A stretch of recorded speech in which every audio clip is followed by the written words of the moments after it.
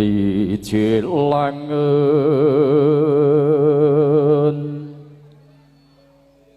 niro sang naro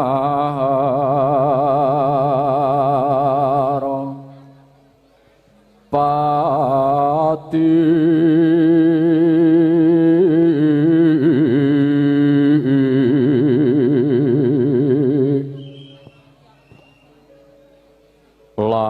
lampahiro halon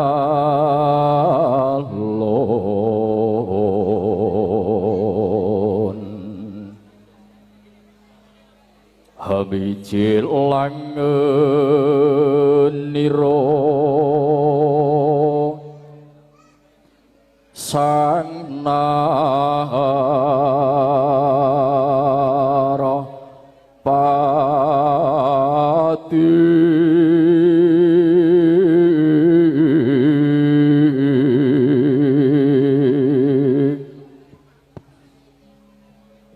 lampahiro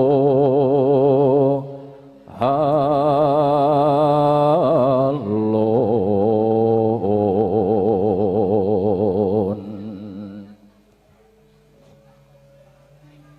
kinarebek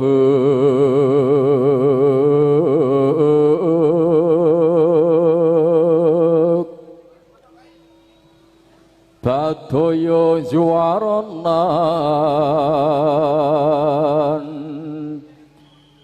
niro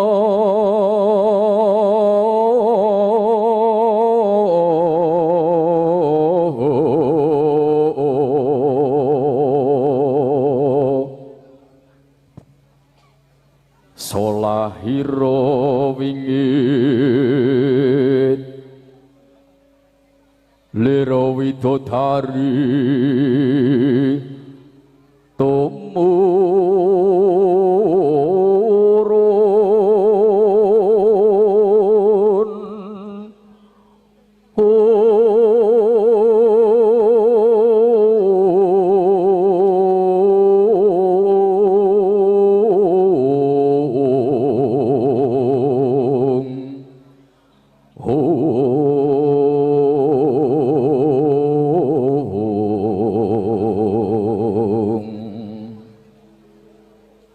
liro widodari tumurun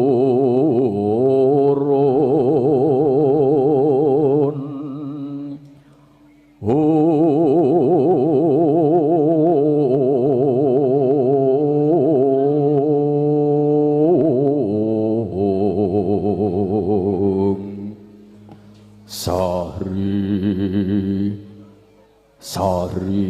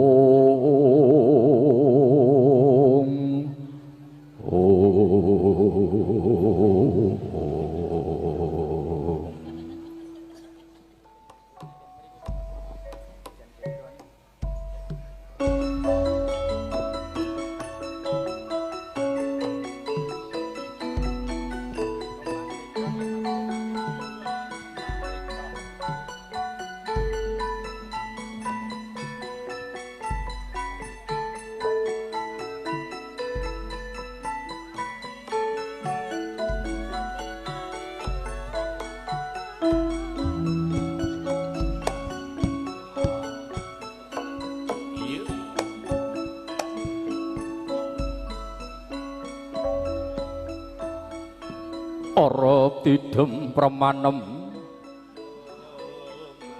datan ana sabawani walang salisik bebasan gegudungan datan obah samirana tan lumampah ingkang kapiyarsa hamung swaraning pradonga kang tinabuh dening para hapsara-hapsari kang tumurun hange jawantah pepindhani tuhu saged hanyembuhi hamembuhi lampahing tata cara sungkeman ya pangabekten pangrucitaning wardaya ingkang kawiyos wijiling lesan kula nuwun Kanjeng Rama, duh Kanjeng Ibu. Kula ingkang putra ngaturaken pangabekti mugi katur wonten sak handhap padha patuko Rama Ibu. Ngaturaken pangabekti kula Kanjeng Rama, pangabekti kula katur Kanjeng Ibu. Oh iya ya nggih. Wis dak tampa pangabektimu ora liwat ya mung pangestune Rama ibumu tampan ana ya kula. Inggih Kanjeng Rama, kula cadhong asta kekalih kula pundi wonten mustaka. Amung donga pangestu paduka kekalih ingkang kula suwun. Amung donga pamuji paduka kekalih ingkang kula anti Kanjeng Rama Ibu jejimat kula. Nyuwun tambahing donga pangestu Kanjeng Rama, nyuwun pangestu duh Kanjeng Ibu. Duh Rama Ibu, kula ingkang putra nglenggana kebak ing kaluputan miwah kadusan dereng saged atur pisungsung casti walese kadarman paduka parikedah nglampahi gesanging bebrayan agung Rama Ibu. Menggah dosa menapa ingkang badhe pun putra sandang. Wiwit alit paduka sampun sami hanggula wentah dhateng kula. Lantaran paduka kekalih kula saged gesang wonten ing alam donya, paduka kekalih ingkang sampun ngukir jiwa raga kula Kanjeng Rama Ibu. Wis nggih. Anakku bocah ayu lan anakku bocah bagus, bocah jantara sigit. Ora ana luputmu, ora ana dosamu. Awit nggih wis dadi kewajibane wong tuwa anggula wentah marang anak-anakku kabeh lan ora duwe pangarep-arep apa-apa ya kula. Sanadyan kepiye wae Rama ibumu uga nglenggana. Sasuwene iki ora bisa paring apa-apa bisane ya mung ndedonga lan nitip weling ya nggih. Nggih anakku sing banget tak tresnani. Mangerti yen to kahanan jagat kang wis gumelar iki satemene mujudake tulisan cetha kang gawe Gusti Allah kang Maha Suci. Pranyata iku dadi pituduhira sayekti jroning sira urip ana ing alam madya ya kula. Mula kuwi nggih anakku bocah setinik-tinik, anakku bocah bagus, anak Anung Anindita bocah mursid sing padha eling lan waspada anggonmu nglakoni urip ana ing Madyapada, padha gegebengan marang agama suci, agama langit kang sira ungkepi ya kula. Inggih Kanjeng Rama ngestokaken dawuh pangandikanipun Kanjeng Rama. Inggih Kanjeng Rama ngaturaken sewu-sewu agunging panuwun. Wis kono-kono nggih padha baliya marang papanmu dewi-dewi tak bebalang kanggo puja-puji kidung japa mantra pangareng-areng tak sunake marang Gusti Pangeran kang akarya loka ya Gusti kang gayipta jagat.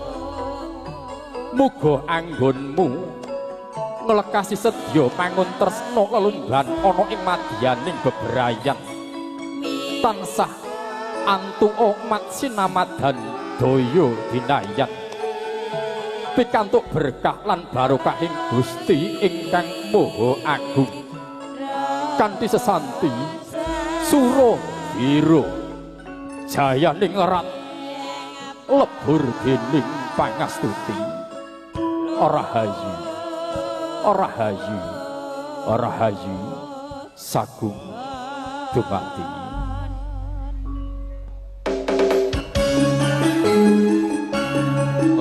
Sugiyoto Saka Paragata Dewa Roji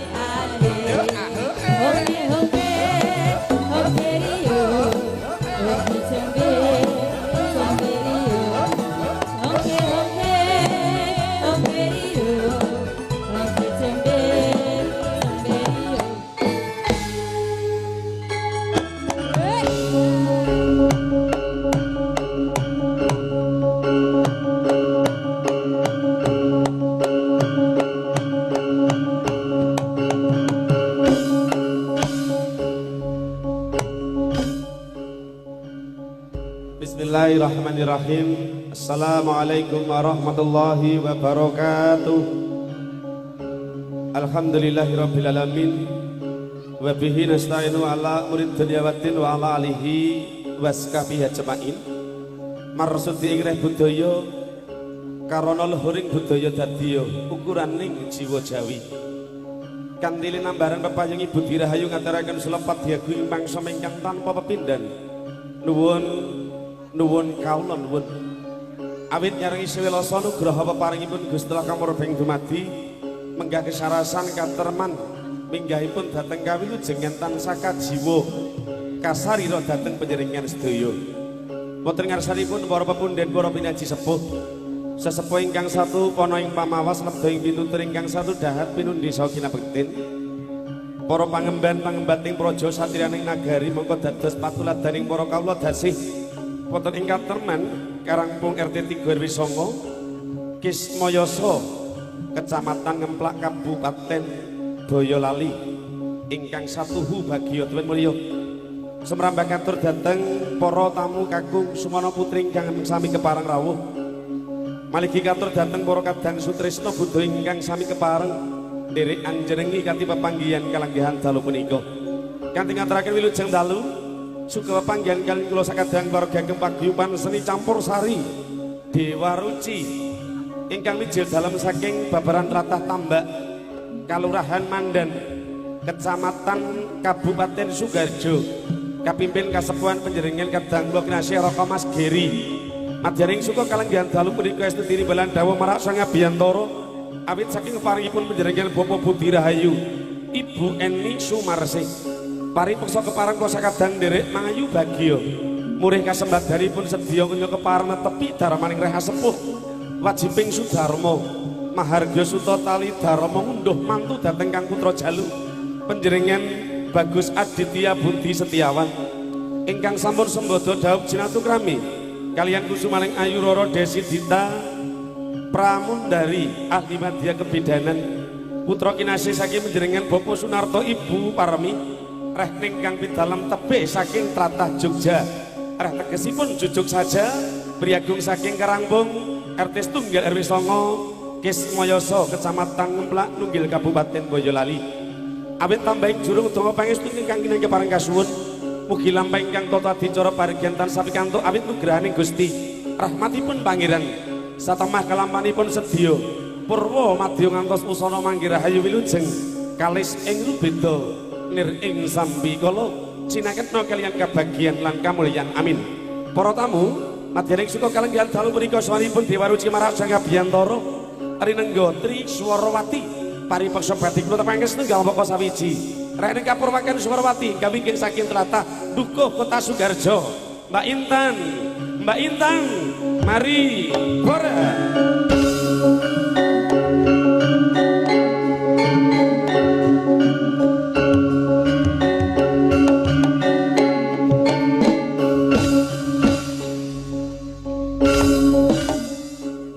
Parantinik yo kepareng kasumbul surat ingkang wingking tebih saking tlatah Gunung Kidul Mbak Putri Paramita.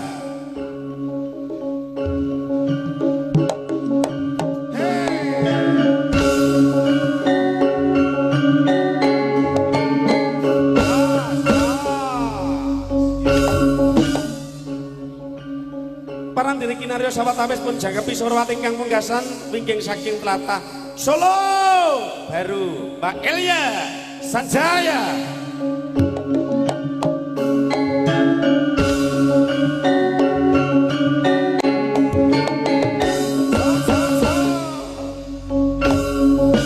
Priagung tamu senedahan kakung Sumana Putri parantini kula pribadi kang mongko kusir ngatur pasugatan paguyuban seni campur sari Dewa Ruci Raka Mas Trianom kanthi ngaturaken gungging panuwun katuraken dhateng para gagem panjenengan Bapak Budi Rahayu Ibu Eni Sumarsih sumrambah katur dhateng sedaya para keluarga dhateng katur kanthi ngaturaken wilujeng dalu sugeng lelenggahan kanthi mardu saha mardikane penggalih panglembana dhateng panyaruwe sugeng mirsani sami dhangetaken kula sakadang paguyuban seni campur sari Dewa Ruci nuwun matur nuwun.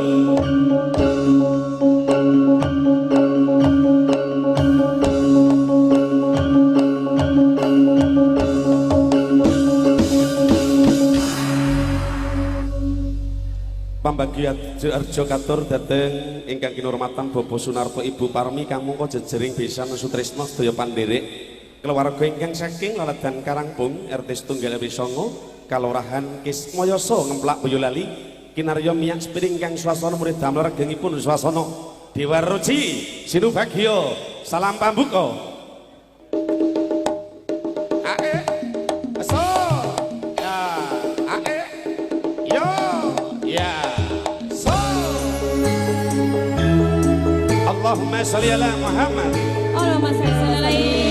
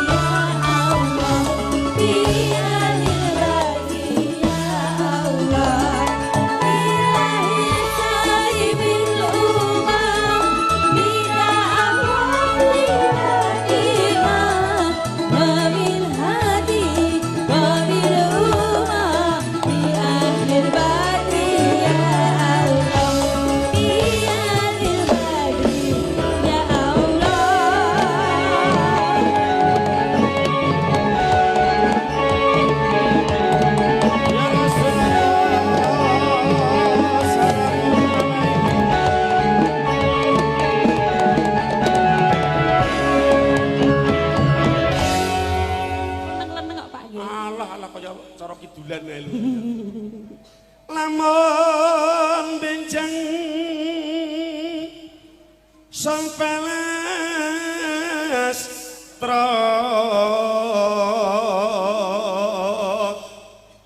jati kirim kembang iki kok nyambut gawe kok ngedek-ngedek rene Pak ameng-ameng nyawa ning ngono telase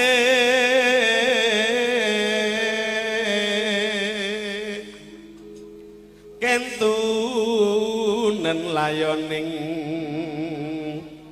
sekar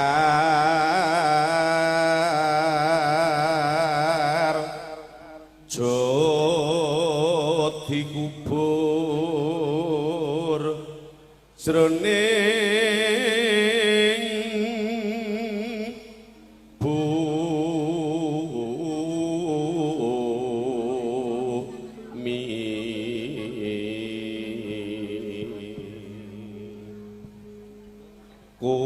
kuburan kasur sari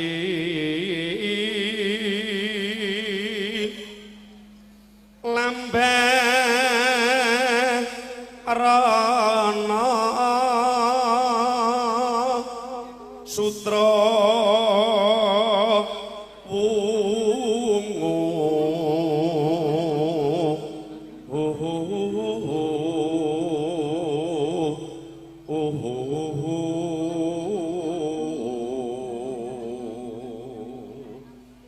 bantale payu doro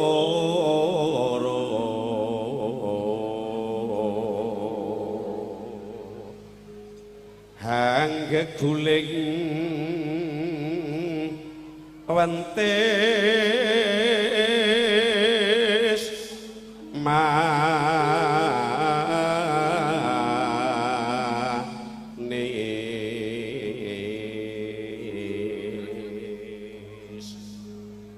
saya ketok dolanan kuku. Lah aku ya kon napa ta? Ya ngendika apa ngono ya ben ketok. Jenengan bawa kan ya menikmati ya. Tak ganggu ngaten. Tangi sana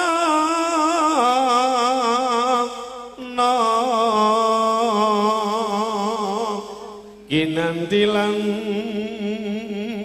dandang kula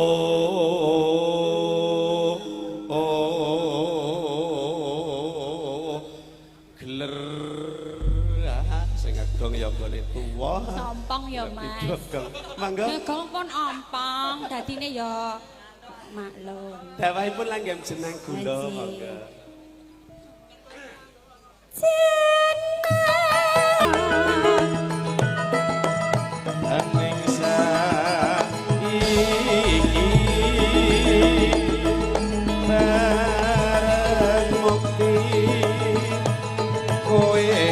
banjur lali marang aku Siti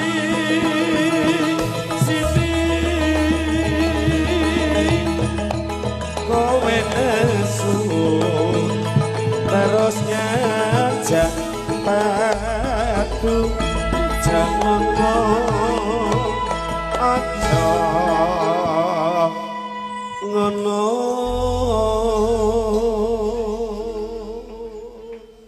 mugi-mugi bisa kasembadan awit berkah pangestunipun sementen kathahipun para tamu ya no. Nggih Mas, amin. Dasar piyayine Pak Budi Rahayuki piyayi kang hebat luar biasa. Iya.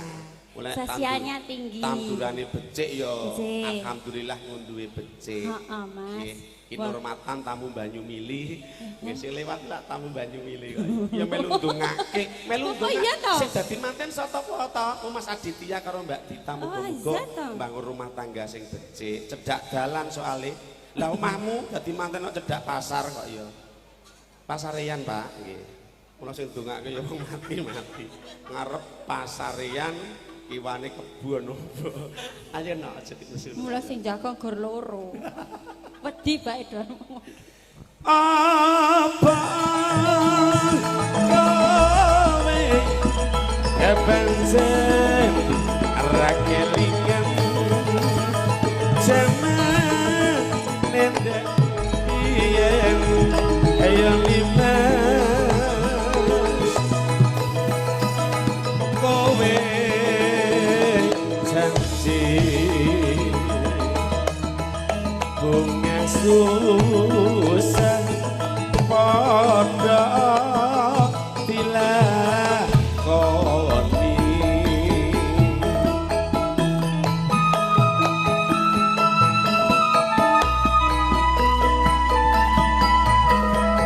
penak sing iki ya nek nggih tamu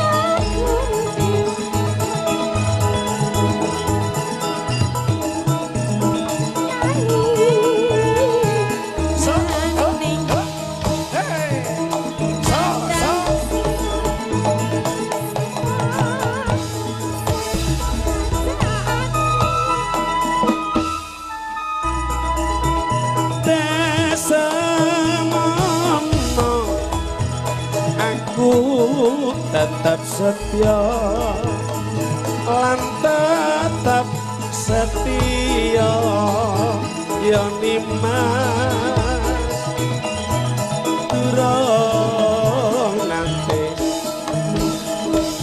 gawe gelo lan gawe kuciwa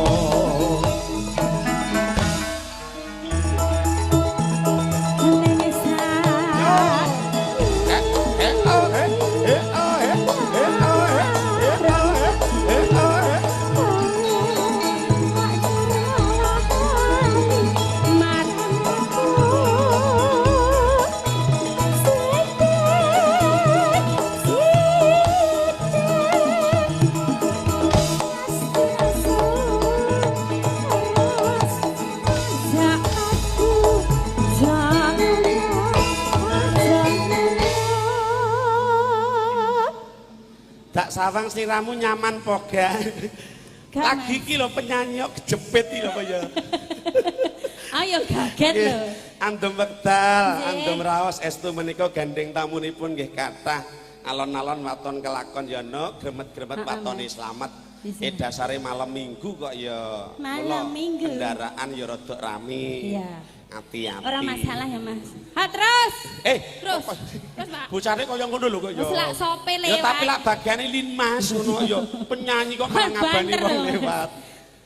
Apa kowe pancen ora kelingan jaman ndek biyen ya nimas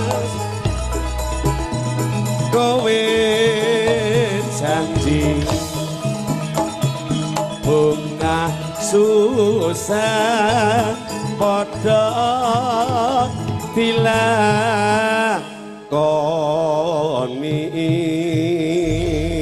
Nggih, matur semana. Matur nuwun Mbak Intan, paripeksa langgam jenang gula Narto. Paring dawuh menapa Pak? Pak Sunarto lagune sekalian napa? Ibu. Oh, derek Pak Budi mawon nggih. Bu Parmi paring dawuh. Mboten. Derek Oh Bapak. nggih kasinggihan. Piyayine sae kok Yo tiang putri niku ya manut karo sik kakung ngono kuwi. Alah apa kudune sing kakung ki manut karo sing putri. Kuwi rak jenengan. Loh, ras terbesar terkuat di bumi ki sapa nek ra wanita kaya. Jenengan kan garapane karapane Bang Tigor to. Ayo hati-hati skecaken Pak Narto. Mangkakan Mas Katra tresnanmu mas ae ya so ya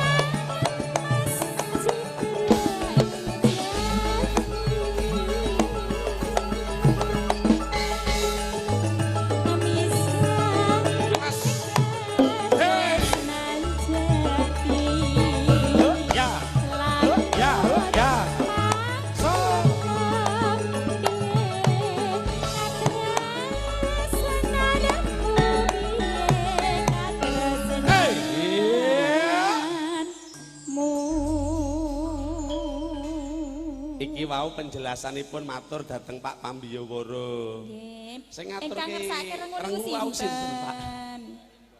Wo, alah, Mbah Sukimin. Oh, Mbah Sukidi. Oh, nggih. Ingkang paring dawuh ki sanes Pak Budi.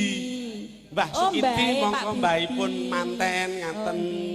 Lha penjelasane mboten patek mireng kok kula kok nggih. Mangke dipun pinangkati nggih, Mbah nggih. Nggih, ngestokaken dawuh iki ditetepi kanthi pun rampungaken terus mengki rengu. Syukur lagu-lagu sanesipun. Ayo, jenengan sing nutup. Mangka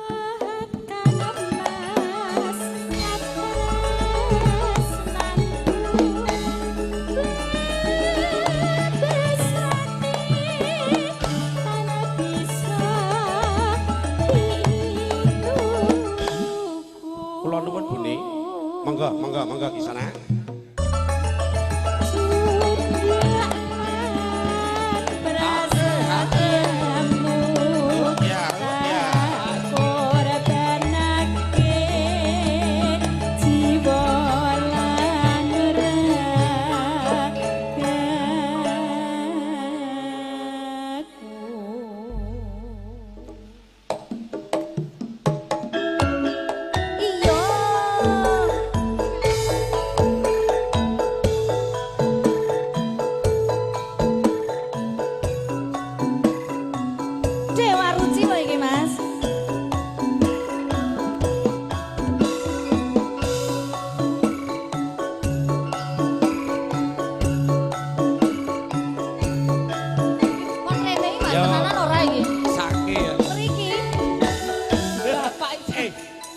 Aja lho iki kok ya.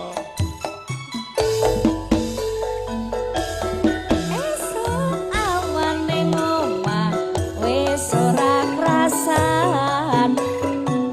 Alah keluyuran goleki sing tak sayang siap. Moga pacaran ya.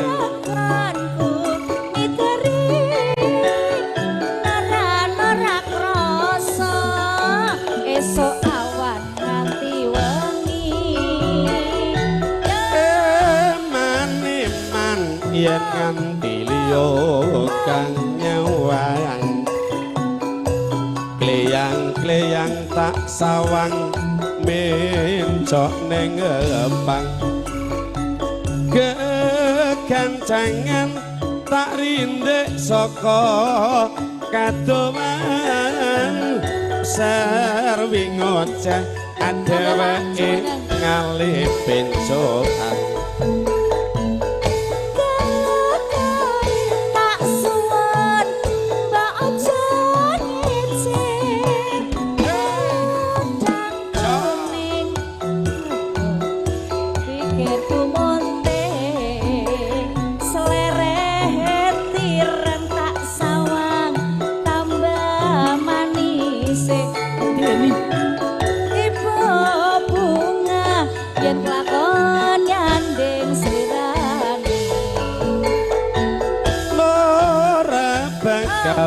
ati uget liwangian ayen si podhang handutut ati kepranan ora mendo hatiku sansaya gatra asranani sempikat puluting bendo Dewa Ruci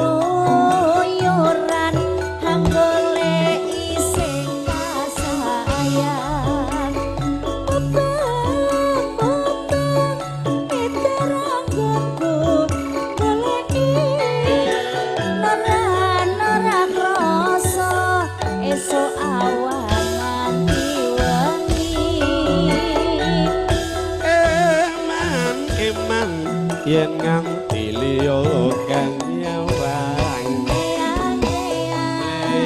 eyang tak sawang mencok ngepang kekancangan tak rindek saka kadoman asar wingoceh dheweke ngalih bencokan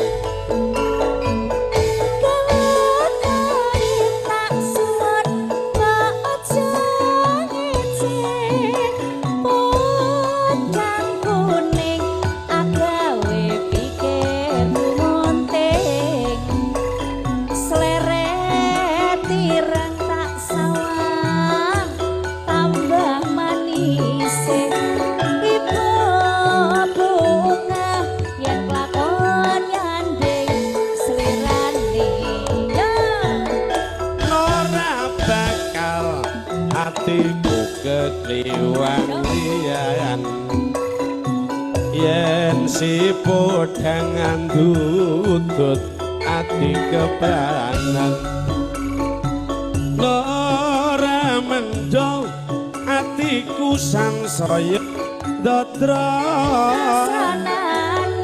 tak sranani sun pikat puluting bendo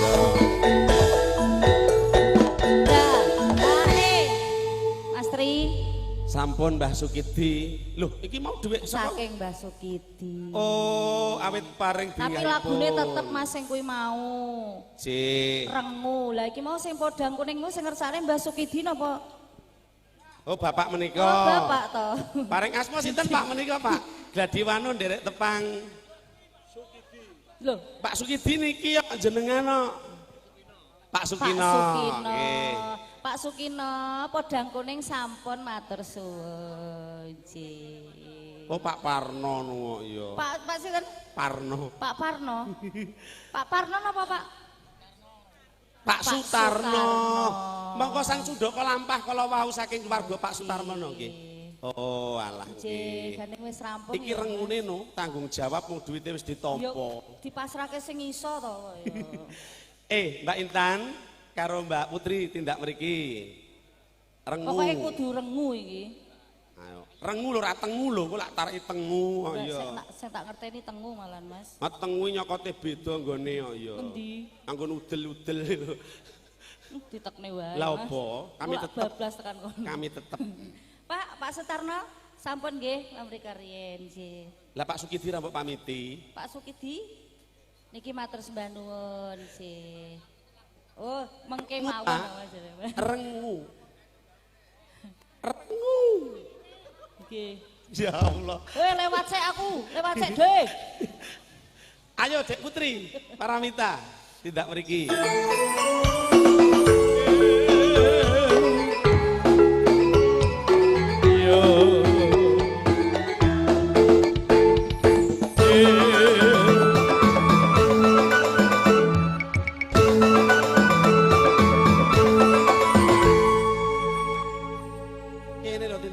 Caket kalian Mbah Sukidi gini lho ya. Kula ingkang sowan, Pak. Salim dulu lho. Nggih, salim riyin. Nggih, nambahi berkah. Nggih, Nyambung leres. ke kadangan.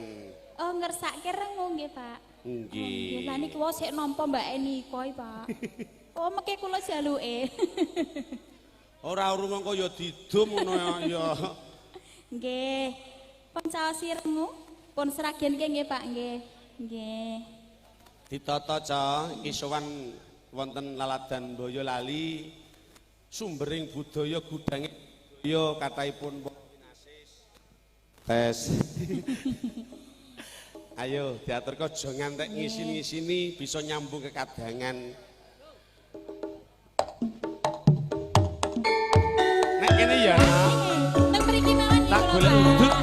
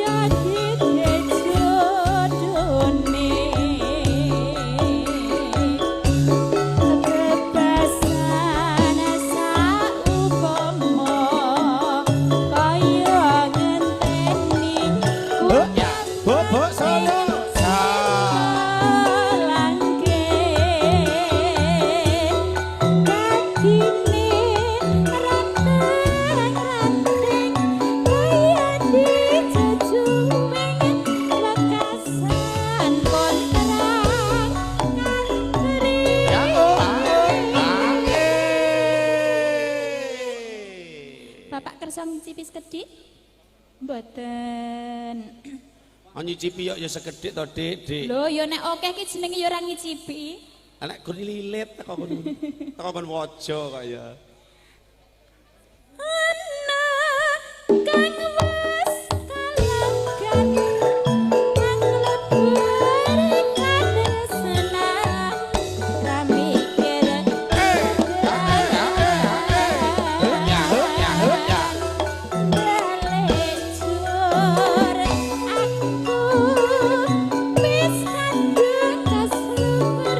Hatiku mau tansah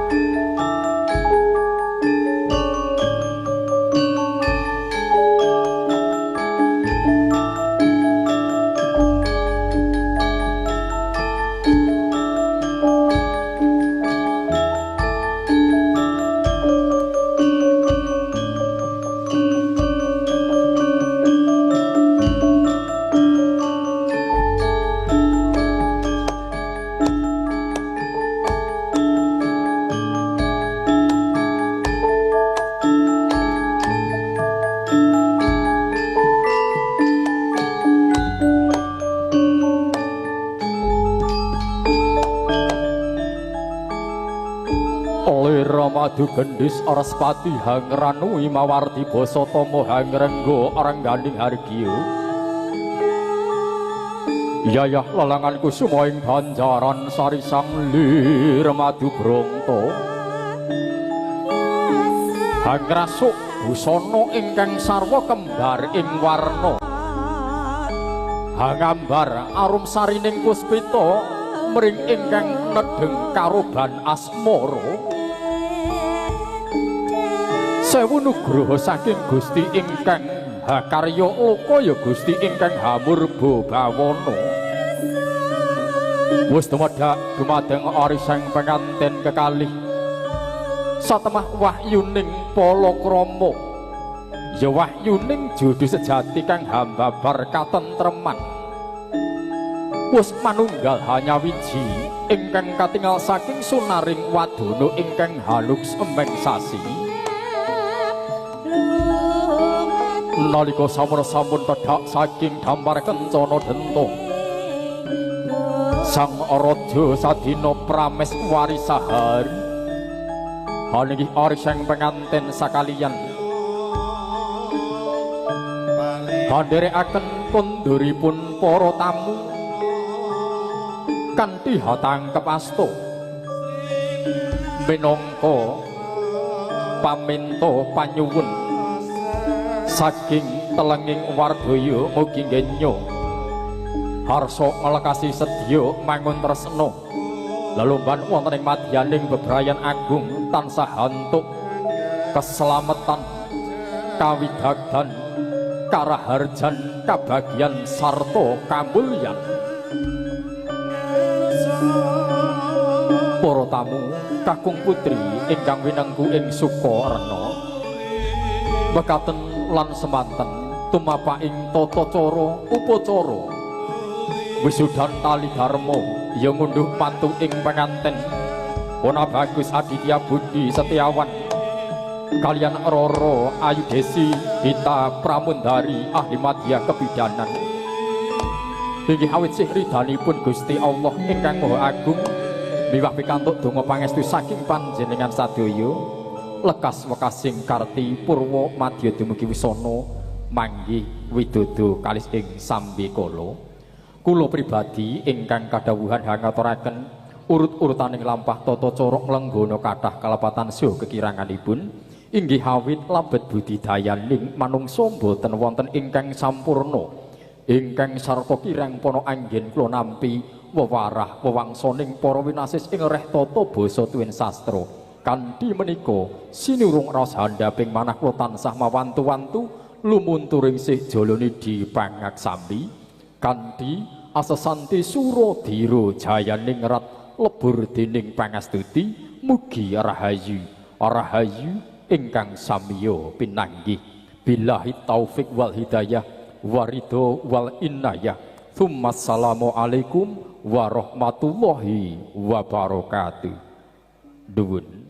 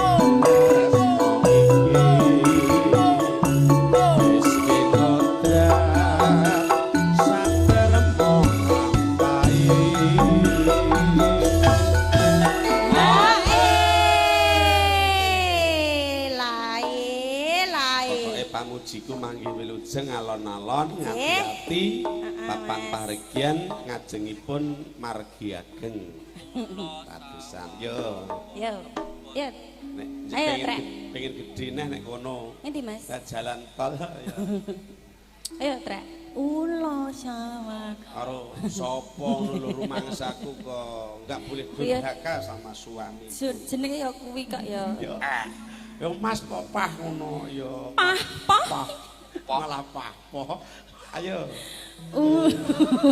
gah aku ngene iki lho sowan boyo lali lho Dik oh iya Mas aja ngisi-ngisi ro adoh lho iki lho Pak Banser iki le bocahe tangkap aku Pak tangkap aku lho ulo sawah yuk ulo sawah sapa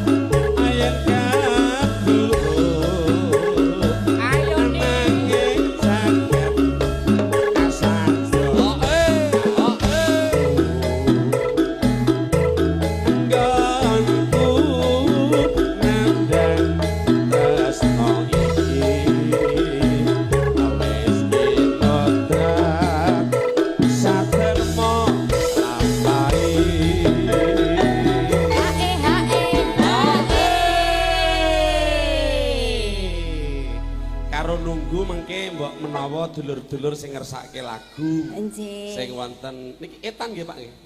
Etan. Oh, etan. Etan dalan. Nggih. Kaya Dipun tenggah ya, kaya Mas. lagune Rondo Teles ya lho.